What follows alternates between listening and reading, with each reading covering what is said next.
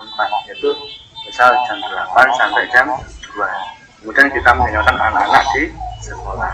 Kalau sekarang lebih mudah. Kemudian reflektif, yaitu mengevaluasi pengalaman positif maupun negatif yang dijadikan sebagai pembelajaran di masa depan. Ini yang sering kita lakukan adalah ketika supervisi dengan kepala sekolah. Tapi tanpa kita sadari, mungkin jika kita pada saat di jam-jam istirahat kita kumpul dengan rekan-rekan, entah itu di kantin, entah itu di kantor, tanpa sengaja kita biasanya membicarakan tentang perilakunya anak-anak. Ketika ada masalah dengan anak, Pak ini gimana ya, kok saya kok jarang masuk. Nah, disinilah peran kita untuk melakukan evaluasi, itu dengan cara dari diri kita sendiri maupun dari pengalaman rekan-rekan. Itu yang sering kita lakukan, walaupun tanpa kita sadari. Kemudian yang ketiga, inovatif. Inovatif itu berkaitan dengan ide-ide yang bervariasi, hal-hal yang baru. Biasanya yang muda-muda ini senang membuat video pembelajaran. Kemudian yang beberapa waktu yang lalu dikaitkan juga dengan TikTok untuk pembelajaran. Itu sebenarnya untuk menarik anak-anak juga, selain untuk meningkatkan kreativitas dari gurunya. Kemudian yang keempat, kolaboratif. Kolaboratif ini itu membangun hubungan kerja yang positif. Hubungan kerja dengan siapa? Yang pertama adalah dengan pimpinan. Seperti yang saya alami di SD Cemoro Kaliang 4 ini, Pak Musito selaku kepala sekolah selalu mendukung. Bahkan dengan siapapun beliaunya sangat mendukung untuk kemajuan sekolah, kemajuannya anak-anak. Selain dengan pimpinan, kita bisa melakukan dengan rekan kerja kita, rekan di sekolah. Bahkan kita juga harus kolaborasi juga dengan orang tua, karena beberapa waktu yang lalu ada juga orang tua yang backgroundnya memiliki pengalaman di bidang agama. Beliaunya berkenan jika nanti pada saat ada kegiatan di sekolah, hanya untuk membantu memberikan materi. Lah itu merupakan contoh-contoh kolaboratif. Yang kelima, berpihak pada murid, itu mengutamakan kepentingan dan kebutuhan murid. Jadi sekarang itu anak-anak sebenarnya diistimewakan. Diistimewakan ini maksudnya adalah anak-anak diberi kebebasan untuk belajar sesuai dengan kodratnya tadi. Contoh di kelas 6-nya sekarang, antara Raffi dengan Andre, kemudian juga Lih dengan Raffi, tidak bisa disamakan. Bapak Ibu juga pernah tahu backgroundnya mereka ya. Jadi ketika yang satunya sudah bisa pakai gadget, kemudian misalnya pakai Canva, sedangkan yang satunya belum. Nah, disinilah makna kita berpihak pada murid. Saya pernah melakukan ini saat kegiatan pembuatan poster. Jadi anak yang bisa menggunakan gadget silahkan pakai smartphone tadi, menggunakan aplikasi Canva misalnya. Kemudian yang tidak bisa tetap menggunakan media gambar seperti warna. Tapi di saat instrumen penilaian, media yang digunakan tidak saya masukkan penilaian. Kenapa? Jika saya masukkan penilaian, maka jelas biasanya anak-anak hasilnya lebih bagus yang smartphone dibandingkan dengan hasil kerja tangannya anak-anak. Nah, ini merupakan satu berpihak pada murid. Selanjutnya,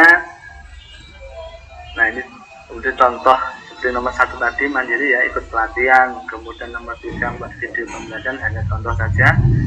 Selanjutnya, peran guru sebagai pemimpin pembelajaran. Jadi kita harus mulai dari diri kita sendiri, harus bisa menjadi teladan bagi anak-anak.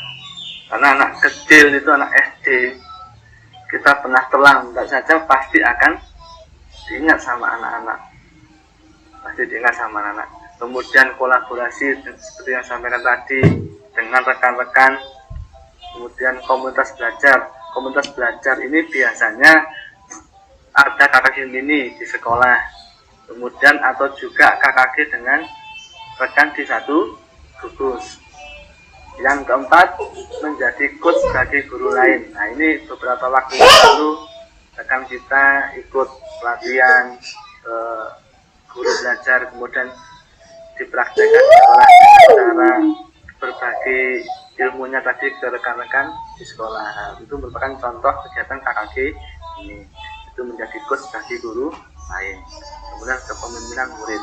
Nah, yang berikutnya sekarang, sedikit berbagi pengalaman ya. Mungkin dari jenengan semua tadi sudah pernah mengalami atau tanpa disadari pun, saya pun sudah pernah lah. Dari rekan-rekan bisa menyampaikan satu atau dua orang pengalaman apa yang pernah jenengan lakukan sesuai dengan nilai dan peran guru penggerak. Misalnya boleh ditulis di chat, monggo, atau disampaikan secara langsung pun boleh, tidak masalah, monggo. Mungkin dari rekan-rekan ada yang menyampaikan dari nilai dan peran guru penggerak, pengalaman jenengan, monggo, nggak apa-apa, santai saja, tidak ada benar salah. Silahkan disampaikan kira-kira perannya apa yang pernah saya lakukan, nilai apa yang pernah saya lakukan. Monggo, nggak usah malu, nggak ada benar salah di sini. Kita saling berbagi pengalaman di sini. Monggo Bapak Ibu, Pak Amrul mungkin, Pak Rendi, Bu Niken, Bu Eni, Radit, Bu Lina, Bu Nita, monggo. Mungkin saya sedikit Pak Indra. Oke, Pak Amrul, monggo. Assalamualaikum warahmatullahi wabarakatuh. Waalaikumsalam warahmatullahi wabarakatuh. Sehubungan dengan tadi poin tentang kolaborasi, ya. Kolaborasi. Nah, karena mengingat saya juga guru mapel, kebetulan saya guru pendidikan agama Islam, sehingga ketika ada PHBI ataupun yang dimaksud dengan Hari Besar Islam umumnya, nah, yang jelas kami sebagai guru PAI juga melibatkan. Itu mungkin salah satu contoh kolaborasi dari guru PAI berkolaborasi dengan masyarakat sekolah, terutama juga guru-guru yang ada di sekolah. Salah satunya, cara yang saya contohkan, peringatan Hari Besar Islam. Itu mungkin contoh kecil, ya. Nah, di samping PHBI juga kegiatan yang dulu awalnya dikatakan sebagai pembiasaan, nah sekarang istilahnya berganti menjadi pendidikan karakter. Itu mungkin sedikit yang bisa saya contohkan, Pak Indra. Mungkin dari Bapak Ibu yang lain sangat banyak sekali, saya kira. Terima kasih Pak Amrul. Betul sekali Pak Amrul. PHBI ini tanpa kita sadari merupakan kegiatan rutin setiap tahun yang pasti kita lakukan. Cuma bedanya dengan dulu, sekarang pandemi agak sedikit berbeda. Kalau dulu kan kita sudah terbiasa anak-anak membawa kue, kemudian dibagikan. Nah sekarang mungkin pergantian, itu aja bedanya. Tapi maknanya tetap ada kolaborasi dengan rekan dan orang tua. Mungkin ada lagi, satu lagi, monggo Bapak Ibu. Nilai dan peran yang lain, monggo, nggak apa-apa. Jangan malu. Pak Amrul sudah. Terima kasih Pak Amrul, monggo yang lain. Bu Eni, mana suaranya Bu Eni? Radit, Bu Lina. Ada yang lain? Atau lanjut dulu? Untuk selanjutnya dulu aja ya.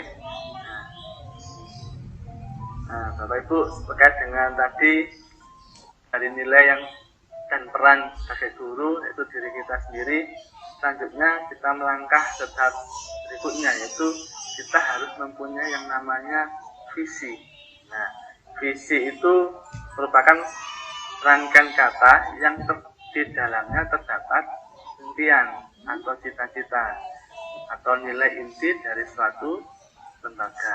Bisa dikatakan visi itu merupakan tujuan kita di masa yang akan datang. Kita bawa kemana sekolah ini, kita bawa anak-anak ini. Nah, itu merupakan visi.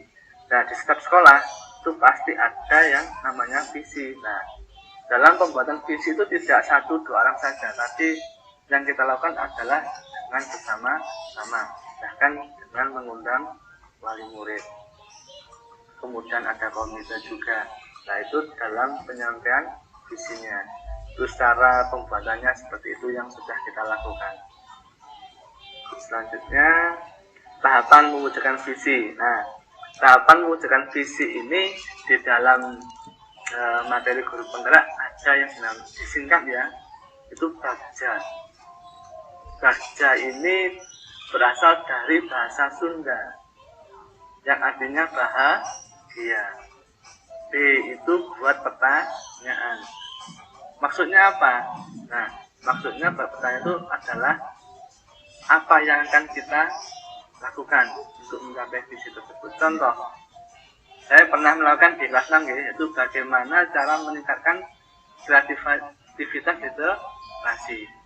Kemudian A, tahap kedua ya, ambil pelajaran. Nah, maksudnya apa A itu? Kita lihat di sekolah itu apa saja yang mendukung. Kalau berkaitan dengan kreativitas literasi, misalnya menggunakan smartphone, anak-anak sekarang sudah punya smartphone. Kemudian yang kedua, jaringan internet di sekolah sudah mencukupi untuk kegiatan anak menggunakan smartphone. Itu contoh-contohnya. Kemudian yang ketiga, anak-anak sudah bisa mengakses website, misalnya buku online yang dapat dari salah bantulah. Anak-anak sudah tahu itulah. Itu merupakan hal positif yang ada di sekolah. Kemudian yang tahap ketiga yaitu G, gali mimpi. Nah, maksudnya apa gali mimpi itu? Apa yang kita harapkan dari kegiatan tersebut? Perubahan apa yang akan kita dapatkan? Misalnya yang dulu dalam pembuatan poster hanya berupa kertas, di kertas kemudian membuat slogan ataupun yang lain. Nah, sekarang medianya bisa bertambah, itu dengan cara menggunakan smartphone tadi. Itu contohnya. Kemudian yang C, gambarkan rencana. Langkah-langkahnya untuk menyelesaikan literasi itu apa saja. Kemudian yang A, atur eksekusi. Nah, ini termasuk siapa saja yang terlibat maksudnya. Strategi apa yang digunakan dan kapan pelaksanaannya. Siapa yang terlibat? Jelas kita tidak bisa meninggalkan teman di sekolah. Kita ajak komunikasi, terutama rekan-rekan yang masih seusia dengan kita itu biasanya lebih mudah untuk hal-hal yang berkaitan dengan teknologi. Itu contohnya. Kita tinggal menyelesaikan dengan kegiatan pembelajaran di kelas. Oke. Kemudian yang berikutnya, dari tahapan belajar tersebut akan tercipta kebiasaan baik yang bisa menjadi budaya positif di sekolah. Lingkungan yang aman dan nyaman membuat siswa dapat bertindak mandiri dan tanggung jawab. Nah, dari tahapan-tahapan tadi, tujuan utamanya adalah adanya budaya positif di sekolah. Kalau kita biasanya menyebutnya adalah pembiasaan yang menjadikan karakternya anak-anak ke depannya. Itu adalah tahapan-tahapan saja. Untuk selanjutnya itu perubahan paradigma. Itu ada sebuah gambar tangan mengepal ya. Tangan mengepal maksudnya apa di situ? Kita bisa misal ya, untuk mengambil secari kertas kecil saja. Kita bisa menuliskan benda tersebut atau mungkin hal lain yang sangat berharga bagi kita. Nah, kemudian letakkan di salah satu tangan Anda dan genggam benda tersebut dengan segala daya. Buatlah sebuah kepala. Kemudian ada teman Anda, itu B misalnya, akan mencoba dengan sekuat tenaga dengan berbagai cara untuk meminta Anda memberikan benda tersebut. Kira-kira apa yang terjadi? Misal, ini ada hal penting misalnya yang saya genggam. Kita ambil contoh yang mudah saja. Saya punya flash disk. Ini adalah data penting, misalnya datanya sekolah, datanya anak-anak, itu saya genggam. Karena ini sangat penting. Nah, ketika ada teman yang mencoba merebut, nah, kira-kira menurut Bapak Ibu akan saya lepaskan apa tidak Bapak Ibu? Nah, tidak ya, tidak. Karena apa? Hal yang sangat berharga itu, hal yang sangat berharga pasti akan kita pertahankan, dengan sekuat tenaga. Nah, hal ini berkaitan dengan cara kita mengontrol seseorang. Kenapa? Kita dulu beranggapan bahwa kita bisa mengontrol seseorang.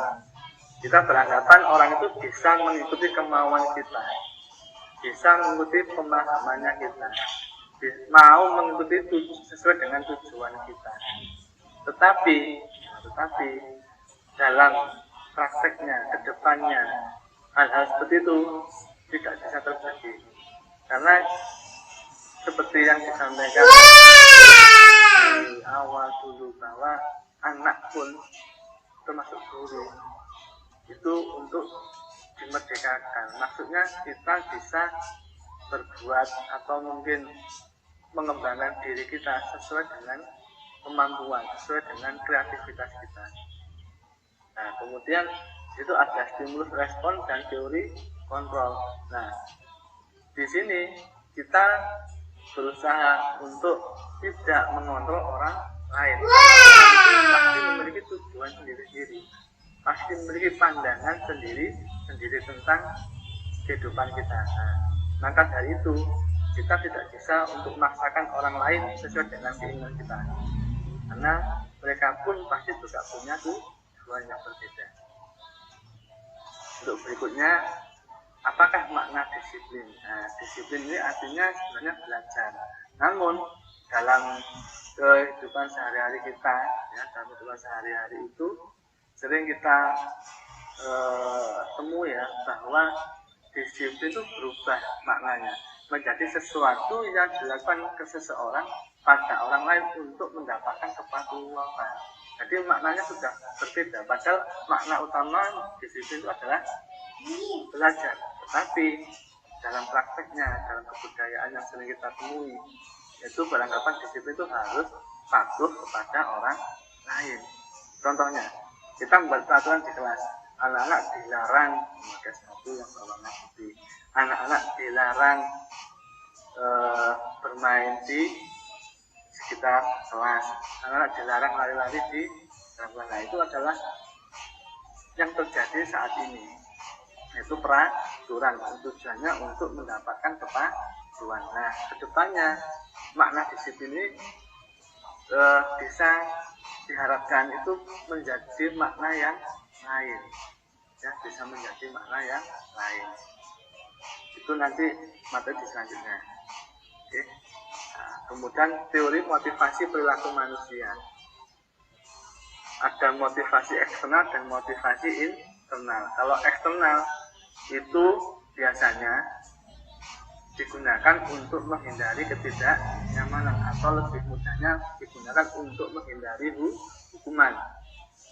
Contoh, apa yang terjadi apabila saya tidak melakukannya? Nah, itu karena berdasarnya digunakan untuk menghindari hukuman. Kemudian yang kedua juga sama, itu mendapatkan imbalan.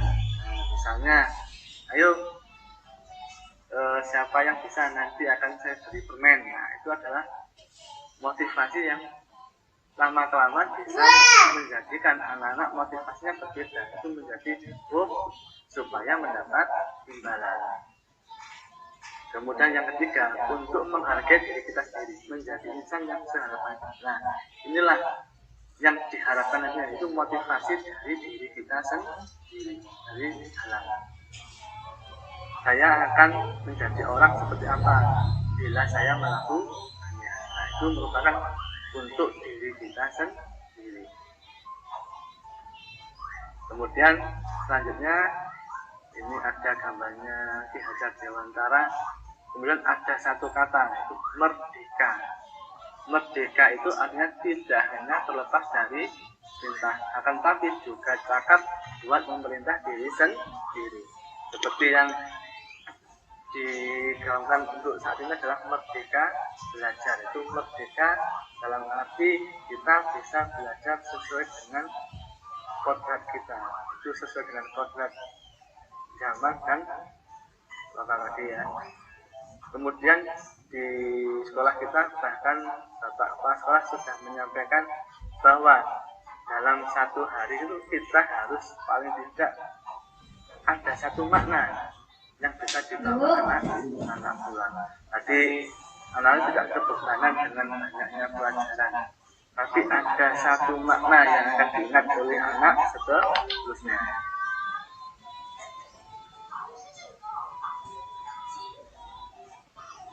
Nah, kemudian dari merdeka tadi, yang terjadi saat ini, kita bisa melihat di lingkaran berwarna ungu. Lingkaran berwarna ungu, di situ ada peraturan kelas. Nah, ini yang saat ini kita alami, adanya peraturan kelas tadi. Seperti yang saya sampaikan, dilarang ini, dilarang itulah. Itu adalah peraturan kelas. Yang membuat siapa? Biasanya gurunya sendiri. Ini gurunya sendiri. Nah, berjalannya waktu itu nanti akan berubah. Berubahnya menjadi apa? Menjadi keyakinan kelas. Nah, keyakinan kelas. Kemudian dari keyakinan kelas itu menjadi sebuah lingkungan yang positif, lingkungan sekolah yang baik, dan akhirnya akan menjadi kebudayaan, menjadi hal baik yang akan dilakukan seterusnya. Nah, berkaitan dengan keyakinan kelas, hukuman dan penghargaan. Mengapa tidak peraturan saja? Mengapa harus keyakinan kelas? Tujuannya adalah untuk mendukung motivasi intrinsik, supaya lebih menggerakkan seseorang dibandingkan mengikuti serangkaian peraturan. Maksudnya apa? Supaya kita nanti berbuat sesuatu itu dasarnya dari diri kita sendiri, bukan karena kita mengikuti peraturan. Jadi benar-benar dari dalam diri kita sendiri. Nah, ini contoh ya. Contoh peraturan nomor 1, selalu kembalikan buku ke tempatnya. Nah, kalau berkaitan dengan keyakinan kelas, ini bisa bermakna yang lain. Saya beri contoh misalnya, anak-anak memakai masker. Nah, keyakinan kelasnya apa? Itu mungkin untuk menjaga kesehatan atau menjaga keselamatan.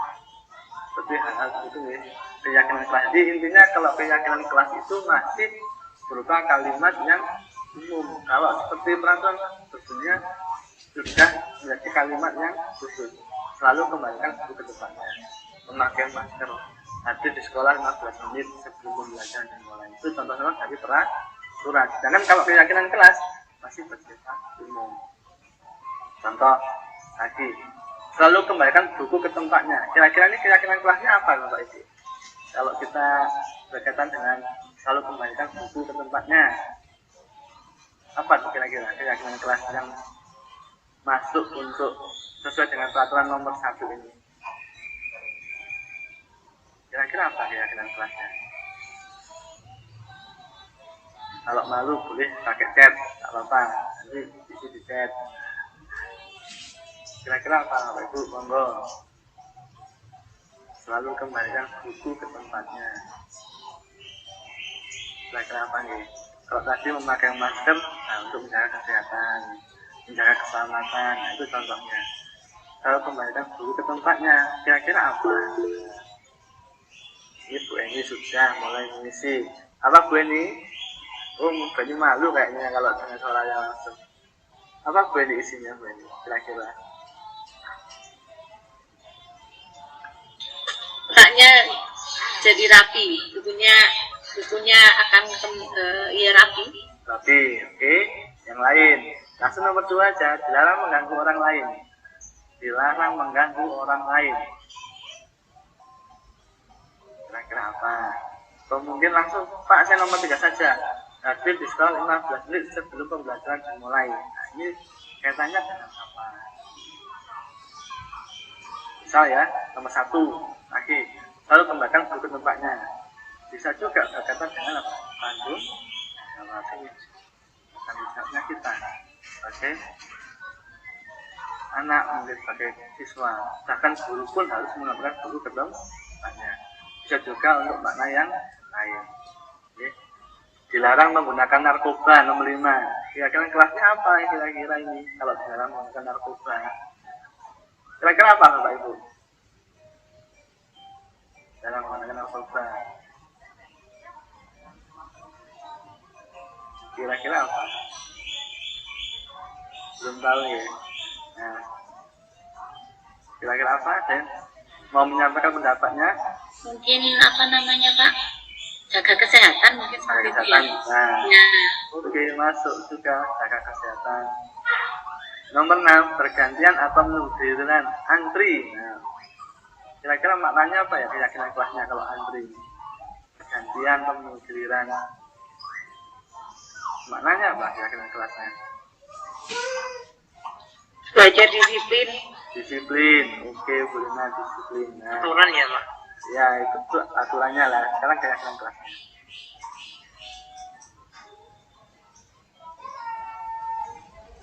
Nah, ini tadi ya, selalu kembalikan buku ke tempatnya. Keyakinan kelasnya bisa berupa tanggung jawab. Tanggung jawab maknanya banyak.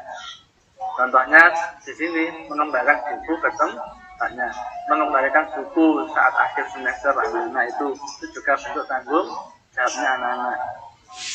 Kemudian ikut piket, melaksanakan piket sesuai jadwal itu juga contoh termasuk dari tanggung jawab. Jadi kalau keyakinan kelas itu masih bersifat umum. Kalau sekarang dulu peraturan berupa kalimat yang khusus, biasanya diawali dengan kata-kata dilarang. Nah, untuk kedepannya penggunaan penggunaan kata dilarang itu ditiadakan. Jadi berubah menjadi sebuah keyakinan kelas itu bersifat. Nomor berikutnya contoh ya, yaitu nomor 6 tadi, bergantian atau menungguan. Keyakinan kelasnya adalah menghormati orang lain atau kesabaran, menggunakan masker, kesehatan atau keselamatan, jangan berlari di kelas atau koridor, itu juga berkaitan dengan keselamatan dan keamanan anak-anak di sekolah. Nah, dan sekarang ada yang namanya hukuman atau konsekuensi. Kalau peraturan dulu pasti akibatnya berupa hukuman. Kalau keyakinan kelas itu berkaitan dengan konsekuensi. Kalau mencatat 100 kali dalam buku berupa kalimat saya tidak akan terlambat lagi, itu termasuk hukuman atau konsekuensi kira-kira Bapak Ibu? Itu mencatat 100 kali di dalam buku, hanya menulis sebanyak 100 kalimat saya tidak akan terlambat lagi. Nah, itu termasuk hukuman atau konsekuensi kira-kira? Hukuman. Yang lain? Hukuman Pak. Hukuman. Nomor 2, lari mengelilingi lapangan basket 2 kali karena terlambat tadi di sekolah. Hukuman. Nomor 3, push up 15 kali karena tidak menggunakan masker. Hukuman. Nomor 4, mengganti kertas tugas teman yang telah diperlukan. Konsekuensi itu. Membersihkan tumpahan air di meja tulis karena konsekuensi. Ya. Meminta murid tidak mengenakan sepatu seharian di sekolah karena tidak mengenakan sepatu hitam. Konsekuensi Pak. Oke. Nomor 7, lari mengelilingi lapangan basket 2 kali karena terlambat. Hukumannya. Sekarang kita lihat. Nomor 1, hukuman. Oke. Nomor 2 juga hukuman. Nomor 3 juga hukuman. Nomor 4 konsekuensi. Nomor 5 konsekuensi, sama ya. Kemudian nomor 6 itu berupa hukuman. Nah, yang nomor 7, mengapa kok konsekuensi ini? Oh, bukan hukuman saja, karena kan disuruh lari mengelilingi lapangan basket. Mungkin karena untuk pelajaran PJUK ya Pak, khusus. Ya, betul Bu. Nah, karena apa? Berkaitan dengan mata pelajaran tersebut, sehingga maknanya itu sudah berbeda. Tapi kalau misalnya saya guru kelas, nah, Kevin datangnya terlambat, Kevin kamu lari keliling sekolah 2 kali, lah ini berupa hukuman. Tapi kalau dia terlambat saat pelajarannya PJUK dengan Pak Sur itu, nah itu sudah maknanya berbeda. Menyesuaikan ya. Berikutnya, nah, proses pembuatan kesepakatan kelas. Nah, langkah pertama, sosialisasi dengan pimpinan. Biasanya setelah ada materi itu saya ngobrol dengan Bapak Kepala Sekolah, Pak Musito. Kemudian yang nomor 2 dengan langkah jawab yang kami lakukan kapan hari melalui Google Meet ya. Juga dengan orang tua, kok kebetulan momennya itu saat evaluasi BPMT, sehingga saya masukkan juga sosialisasi tentang kesepakatan kelas. Kemudian yang nomor berikutnya adalah dengan siswa. Nah, yang nomor 5 itu adalah proses pembuatannya. Kesepakatan kelas itu seperti apa? Nah, anak-anak diminta idenya atau usulannya, inginnya itu kelas yang seperti apa anak-anak itu ke depannya.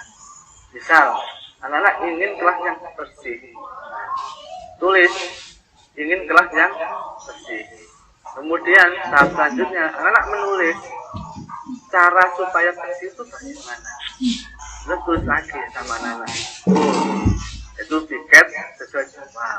Itu yang pertama. Kemudian yang kedua, membantu temannya jika, mengingatkan temannya jika ada yang membuang sampah seenaknya. Nah, itu mengingatkan teman juga termasuk dalam kebersihan. Maknanya tentang kebersihan. Jadi langkah pertama itu anak-anak diminta dulu usulnya atau idenya, inginnya kelasnya itu seperti apa.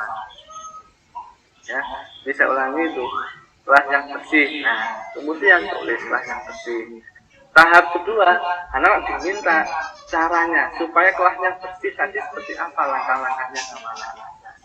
Itu adalah bentuk dari kesepakatan kelas yang nantinya akan disepakati bersama, yaitu siswa dan guru. Kemudian tahap keempat, dari usulan-usulan tadi kemudian dirangkum, ya Bapak Ibu, dirangkum sesuai dengan usulan anak-anak tadi. Nah, kebetulan di kelas 6 ini yang pertama adalah menjaga kebersihan, kemudian semangat belajar. Karena semangat belajar ini di saat pandemi yang lalu anak-anak sering terlambat dalam pengumpulan tugas. Nah, kemudian dengan adanya kesepakatan ini kita tinggal mengingatkan anak-anak, sekarang sudah waktunya untuk mengumpulkan tugas. Begitu juga dengan orang tua. Mengapa dengan orang tua? Karena sudah disepakati dengan anak-anak. Kemudian saya sampaikan dengan orang tua. Ini hasilnya dari anak-anak. Maka kita akan saling membantu untuk saling mengingatkan. Terus makna dari kesepakatan kelas. Nah, kemudian penerapan budaya positifnya. Nah, setelah ada kesepakatan tadi selama 2 minggu, nah itu ada istilahnya seperti apa ya, kita amati pelaksanaannya. Salah satunya adalah penerapan budaya positif. Di sekolah kita sudah ya, contohnya adalah sholat berjamaah. Nah, itu dipimpin Pak Amrul, ya. Kemudian Bapak Ibu guru yang lain juga ikut. Nah, ini merupakan contoh penerapan budaya positif. Jadi tidak hanya anak-anak saja, tapi juga gurunya ikut serta di situ. Nah, jadi kita bisa tahu gurunya pun juga ikut. Jadi tidak ada istilahnya seperti dulu, guru ini gak ngelok, gak mau ya. Nah, misalnya gitu. Sekarang gurunya pun aktif untuk ikut.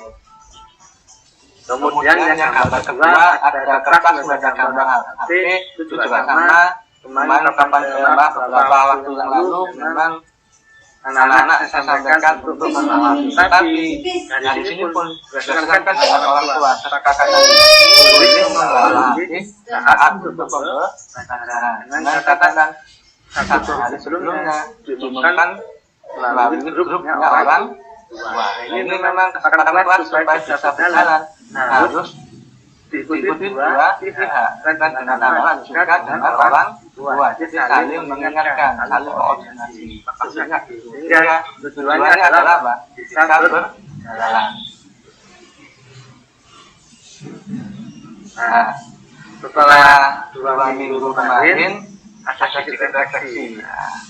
Anak-anak itu pengennya kesepakatan kelas itu benar-benar dijalankan. Karena apa? Saat pelaksanaannya masih ada beberapa anak itu datangnya terlambat, masih siang. Untuk kedepannya benar-benar diingatkan juga. Pengennya orang tua pun juga saling mengingatkan. Itu pengennya anak itu. Kemudian yang untuk guru bahwa belum orang tua melakukan kesepakatan sehingga dari rumah. Malah biasa di rumah dibawa ke sekolah. Itu hasilnya.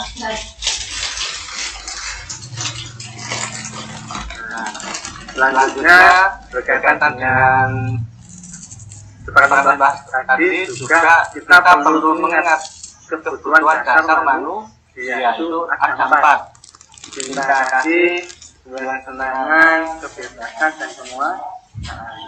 Nah, kebebasan ini biasanya kita jika ditekan pun saat di kelas pasti juga hasilnya belajar menjadi tidak nyaman.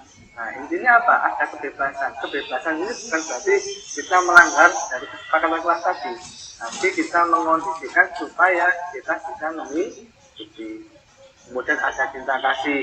Cinta kasih ini berkaitan dengan mungkin kita puji anak yang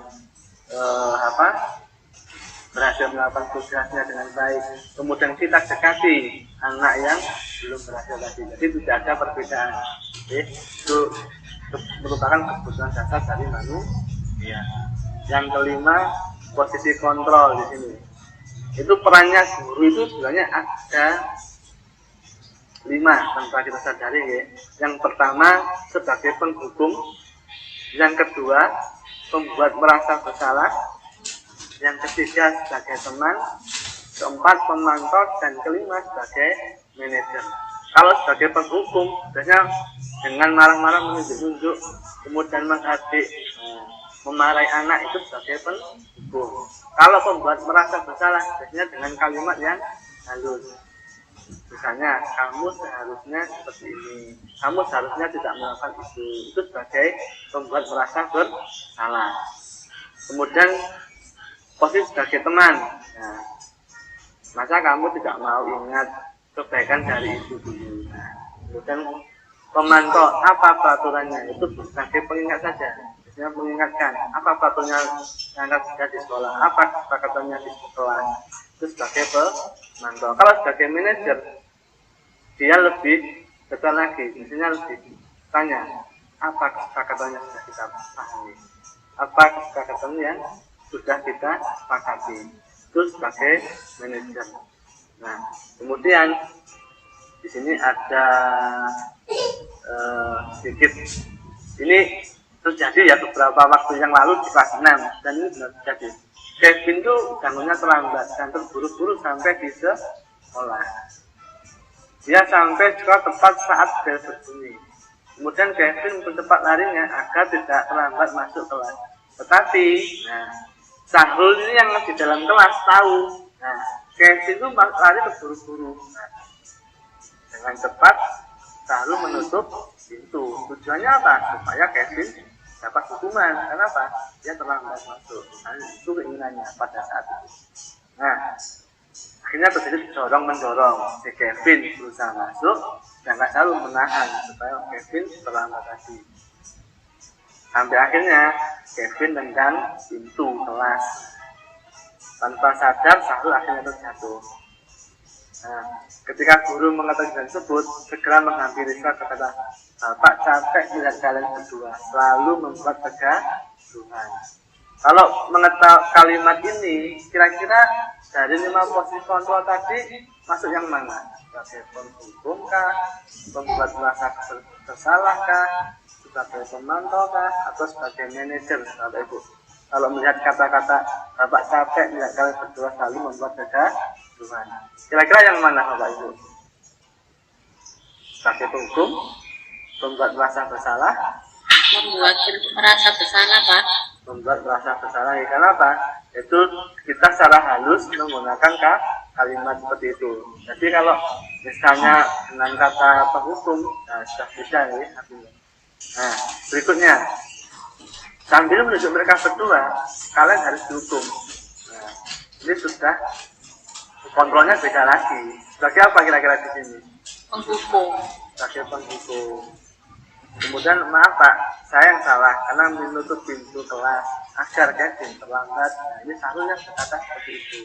Nah, baiklah, apa yang akan kalian lakukan untuk memperbaiki kesalahan ini? Nah, ini sebagai pemantau atau sebagai manajer atau mungkin sebagai yang lain, kontrolnya ya, mungkin pembuat merasa bersalah atau yang lain. Untuk apa yang akan kalian lakukan untuk memperbaiki kesalahan ini?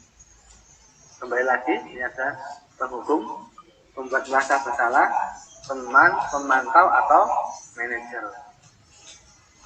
Apa kira-kira? Manajer. Sebagai manajer. Oke, sebagai manajer. Betul, oke.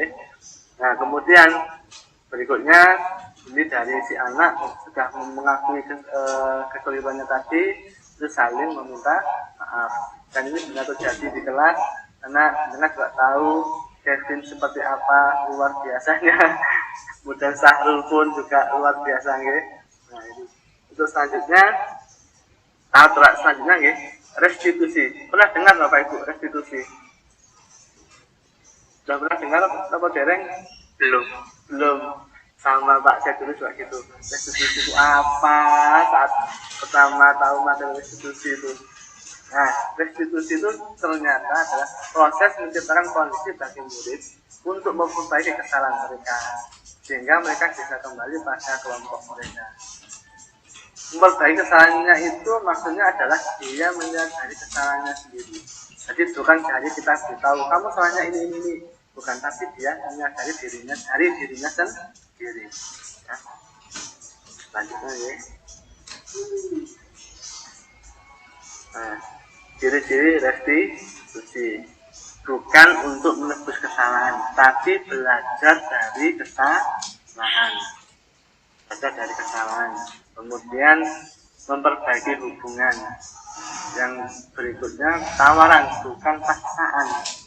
Ini kembali lagi, kalau peraturan tadi kan bersifatnya mengikat ya, paksaan. Kemudian yang keempat, untuk menuntun melihat ke dalam dirinya sendiri. Sesuai maknanya tadi, yaitu jika dia berubah sikapnya memang benar-benar dari dirinya sendiri. Kemudian untuk memperbaiki diri, sama ya. Restitusi mengembalikan murid yang berbuat salah pada kelompoknya, maksudnya untuk memperbaiki kesalahannya tadi. Nah, bentuknya akhirnya dinamakan segitiga restitusi. Yang pertama, menstabilkan identitas. Kemudian yang kedua, validasi tindakan yang salah. Dan keempat, menanyakan keyakinan. Keyakinan itu tadi hubungannya dengan kesepakatan di kelas. Nah, menstabilkan itu seperti ini. Untuk membuat murid yang merasa gagal karena berbuat salah tadi menjadi positif terhadap dirinya. Contohnya, berbuat salah itu hal yang manusiawi. Tidak ada manusia yang sempurna. Bahkan Bapak Ibu guru pun juga pernah berbuat salah. Jadi yang menstabilkan identitas itu tujuannya apa? Untuk menetralkan masalah tadi, untuk menenangkan anak tersebut, tapi dengan menggunakan kalimat. Kemudian Bapak Ibu tidak tertarik untuk mencari tahu siapa yang benar, siapa yang salah, tapi tertarik untuk menyelesaikan masalah, sehingga anak pun tidak merasakan ketakutan ketika kita menyampaikan hal tersebut. Tapi jika kita dengan model yang dulu, peraturan, jika anak salah, hukumannya ini seperti ini, hukumanmu ini yang harus kamu lakukan. Tapi dengan segitiga restitusi ini menjadikan itu lebih, anak pun menjadi lebih tenang, tidak ketakutan. Yang kedua, yaitu validasi tindakan yang salah. Maksudnya apa? Membantu murid untuk membantu murid untuk mengenali kebutuhan yang ingin dipenuhinya ketika dia melakukan kesalahan tersebut. Contohnya, kamu bisa saja melakukan hal yang buruk, tetapi kamu tidak melakukannya kan? Kamu pasti punya alasan mengapa melakukannya. Jadi itu tujuannya adalah untuk mengetahui kesalahan apa yang dia perbuat. Dengan cara seperti apa? Itu dengan cara kita tanyakan, mengapa kamu melakukan seperti itu? Alasannya apa?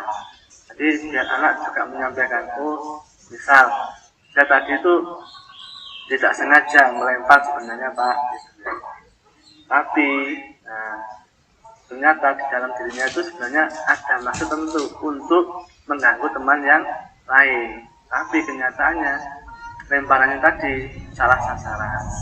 Itu untuk yang dinamakan validasi tindakan yang salah. Kemudian yang terakhir itu menanyakan keyakinan. Murid melihat kesalahannya dihubungkan dengan nilai-nilai kebajikan yang diyakininya. Mendasar manusia berinteraksi dengan guru lain. Ini hubungannya dengan kesepakatan kelas tadi. Apa yang nilai yang kita percaya di kelas atau sekolah kita. Nilai-nilai kebajikan atau keyakinan apa yang telah kita sepakati. Itu tadi ya, menjaga kesehatan, kemudian saling menghormati, saling menghargai, tanggung jawab. Itu adalah keyakinan-keyakinan yang ada di kelas atau kesepakatan ke kelas. Itu maknanya ya. Nah, yang terakhir ini bahkan baru terjadi beberapa hari yang lalu. Awalnya guru sempat bingung juga. Contoh ya, saya sampaikan dulu.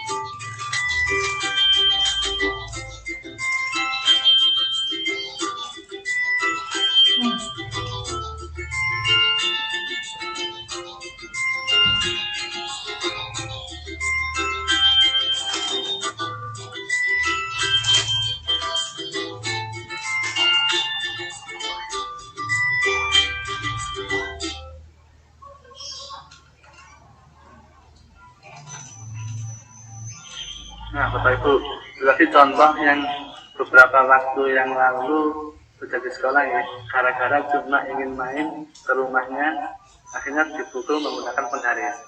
Tapi mau gimana lagi, ini juga berkaitan dengan pelajar IPA ya, itu masa pubertas. Nah, akhirnya anak kelasnya pun sudah mulai yang namanya mengenal dengan lawan, ingin main, kemudian si Aulianya tidak terima, dipukul pakai penggaris, akhirnya pelipisnya berdarah, ada luka robek ya beberapa waktu yang lalu. Situ saya berusaha untuk tidak menyalahkan Aulia ataupun Timothy, tapi saya tanya alasannya apa sampai dia melakukan seperti itu. Si Timothy ingin main, sedangkan Aulia dia jengkel karena Timothy pengen main terus, tanya terus mana rumahnya, dan itu sudah dilakukan beberapa hari ini. Terakhir itu sudah sering tanya sampai akhirnya si Aulia emosi sampai dipukul menggunakan penggaris. Nah, kemudian untuk penjelasannya saya bawa dengan sudah adanya kesepakatan kelas tadi, itu kita harus saling menghargai, menyayangi selama teman. Kemudian saya juga tanya karena apa yang akan kamu lakukan untuk menyelesaikan masalah ini. Aulia menyadari kesalahannya bahwa dia berlebihan kalau sampai menggunakan penggaris. Sedangkan si Timothy juga menyadari kesalahannya, yaitu dia sering mengganggu Aulia dengan cara mana rumahnya, mana rumahmu dan seterusnya. Itu salah satu dari aksi nyata yang saya lakukan di kelas 6 Bapak Ibu. Nah, ini merupakan materi terakhir ya untuk sosialisasi pada pagi hari ini. Nah, kemudian yang terakhir ada yang namanya refleksi. Refleksi ini itu dari pemaparan tadi dari awal sampai akhir. Mungkin hal baru apa yang Anda dapatkan? Maksudnya dari panjenengan semua, hal apa yang kira-kira dengan dapatkan dari penyampaian saya tadi? Ada tidak hal yang menarik menurut jenengan? Misal, saya paling tertarik dengan teori kontrol tadi, adanya 5 tadi, itu sebagai penghukum, sebagai pembuat merasa bersalah, pemantau, manajer. Itu mungkin dari itu yang menjadikan jenengan tertarik, yang nantinya akan saya terapkan di kelas. Kira-kira apa Bapak Ibu? Boleh ditulis juga ya, apa-apa. Kalau malu menyampaikan di secara langsung, monggo, hal baru apa yang Anda dapatkan? Ketik saja nggak apa-apa di chat. Dari penyampaian tadi, filosofi KHD, kemudian tahapan saja tadi, kemudian motivasi yang harus dimulai dari dirinya sendiri juga. Karena apa? Seperti kapan hari ya, teman kita itu ada statusnya. Itu kalau dari orang lain buat apa, motivasi dari orang lain. Tapi kalau dari diri sendiri tidak ada keinginan untuk berubah. Nah, itu sebenarnya maknanya ke situ sebenarnya itu.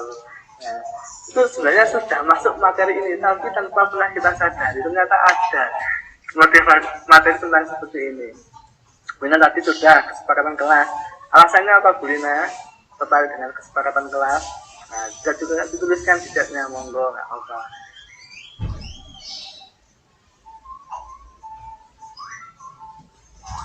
Monggo, ada yang lain? Apa nak?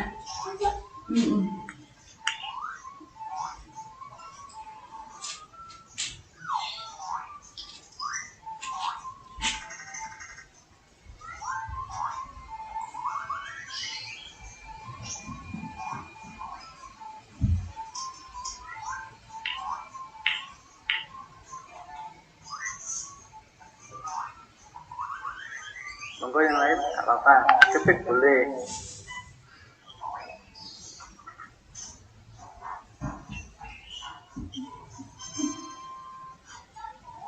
Ketiknya sudah bakalan kelas, ya. Yang lain monggo. Hal baru apa yang jangan dapatkan? Ini kalau motivasi tadi wah cocok sekali dengan teman kita sebenarnya itu.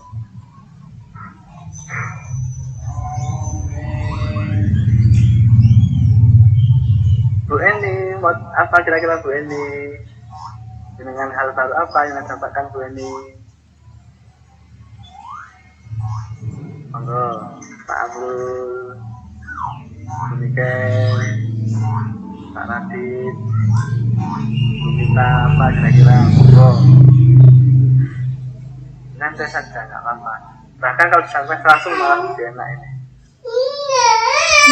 Dari filosofi KHD tadi ya. Kemudian tahapan saja untuk menyampaikan visi misinya, visinya untuk mencapai cita-citanya. Kemudian dilanjut dengan motivasi tadi, kesepakatan kelas. Dan yang terakhir adalah penyelesaian masalah yang ada di anak-anak itu, kesepakatan kelas, keyakinan kelas tadi. Yang sebenarnya tujuan dari semuanya adalah budaya positif di sekolah, itu adanya hal-hal baik yang dilakukan di sekolah yang nantinya akan menjadi sebuah kebiasaan. Pak monggo Bapak Ibu.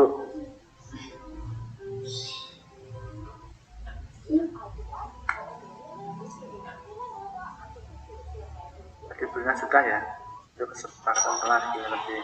Mungkin saya menambahi ya Pak, sebagai guru ya, sebagai guru itu kita tidak hanya sebagai penghukum ya, tetapi juga sebagai manajer, sebagai apa namanya tadi itu pemantau ya, itu mungkin yang kadang kala agak sulit dilakukan ya Pak.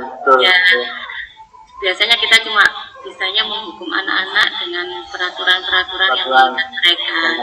Padahal lebih baik kita membuat kesepakatan bersama dengan mereka sehingga apa yang kita kesepakati bersama itu akan menjadi kebiasaan atau budaya yang baik di kelas. Seperti itu. Oke, betul pendidikan. Nah, ini kembali ke situ ya, kesepakatan kelas tadi. Refleksi diri saya sendiri setelah saya lakukan beberapa kali dengan anak-anak. Kesepakatan kelas itu bisa membuat emosi tidak seperti dulu lagi. Ibaratnya ketika ada salah, ayo kesepakatanmu kemarin apa? Nah, kita arahkan ke situ anak-anak, biar ingat juga. Kemudian dari pendidikan tadi tidak sebagai penghukum, tapi bisa juga sebagai hal yang lain. Ternyata ketika kita dalami peran sebagai guru itu bermacam-macam, tidak hanya mengajar saja, tidak hanya mendidik saja, tetapi juga berkaitan dengan psikologinya anak. Maknanya dalam sekali ternyata sebagai pendidik itu. Monggo yang lain, mungkin tambah satu lagi belum kita tutup kegiatan pada pagi ini. Mungkin langsung pertanyaan kedua, saya akan menjadi among seperti apa setelah mengikuti sesi ini? Dan sebagai pendidik yang seperti apa? Jika nantinya untuk kedepannya setelah tahu ada materi tentang anak-anak, kemudian budaya positif dengan anak-anak, kira-kira dengan kedepannya itu seperti apa? Nah, kalau saya pribadi, dengan adanya materi seperti ini, banyak hal yang harus saya ubah dari diri saya sendiri dengan mengikuti dari tahapan-tahapan tadi yang sudah saya lakukan. Di antaranya adalah segitiga restitusi tadi. Kita tanyakan ke anak-anak apa penyebabnya, kemudian cara penyelesaiannya dari anak-anak. Nah, itu kedepannya akan saya lanjutkan lagi. Kemudian yang jarang saya lakukan adalah refleksi. Nah, ini ternyata penting sekali. Dengan adanya refleksi, saya bisa menjadikan pengalaman baik, yaitu positif ataupun negatif, untuk pembelajaran di masa yang akan datang. Itu hal-hal yang mungkin saya pribadi seperti itu. Kalau dari jenengan ada mungkin satu orang yang mewakili, tak apa-apa, monggo. Kira-kira ingin menjadi seperti apa ke depannya sebagai pendidik setelah mengikuti sesi ini? Apa kira-kira Bapak Ibu?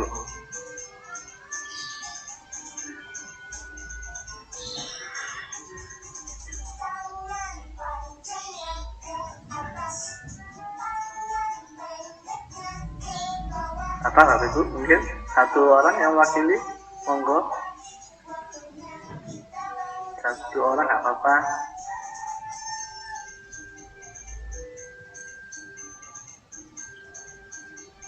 Monggo Bapak Ibu. Seperti apa yang inginkan ke depannya? Mungkin akan menjadi pendidik yang lebih memahami kodratnya anak sesuai dengan bakatnya anak-anak nantinya ke depannya, seperti itu. Kalau malu, monggo di chat, nggak apa-apa, boleh, nggak ada masalah. Monggo Bapak Ibu, satu mungkin refleksinya apa yang ingin jenengan lakukan di masa yang akan datang selanjutnya. Mungkin Pak Rendi.